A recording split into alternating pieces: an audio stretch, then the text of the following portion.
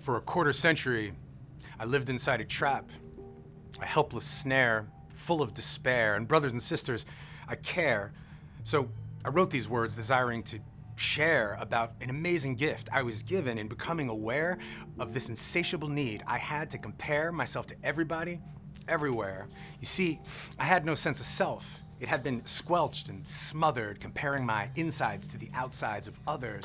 No matter what your role, no matter what your station or your occupation, everyone I knew became a representation. See, the ones who had less represented my fear, because I'd look down there from way up here, but I knew all the stuff I loved, money, wife, house, kids, career, could one day up and disappear.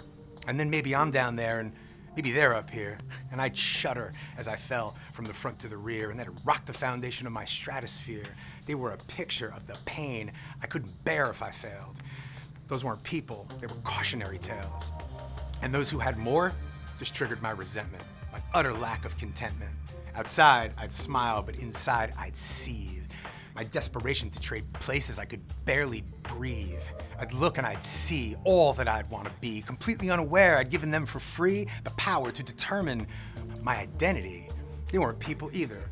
They were just a dangling carrot, and I was nothing but a parrot squawking, "Polly want power, Polly want comfort, Polly need riches and recognition." I was on the wrong mission, this push for acquisition. It's a losing war of attrition. I was experiencing subtraction in my quest for addition. This sad, sick game of push and shove at its core was a lack of self-love. Deep inside, I believed I didn't count. I knew I didn't amount to much, so don't touch. Stay back. Keep away. Because if you see me for me, I'm scared of what you'd say. I'm scared you'd go away. Do you feel that way? Do you identify? Do you try to achieve some made-up ideal, less than real, using a protective fallacy, covering up what the good Lord made you to be? You're not alone, my friend. This goes all the way back. People being raised on a foundation of lack. What do you think killed Abel? Cain's need to compare. Why do you think Jacob forged his older brother's body hair? Saul nearly went mad seeing what David got. David's need to compare had his morality shot. King David bedded another man's wife, and then to cover his back, went and took the guy's life. But they saw their failings. They hit their knees and they cried, "Father, help us. Our hearts are open wide." The key is that their righteousness got cast aside, because if there's one sin the kingdom won't abide, it's pride. And his half-brother self-pity.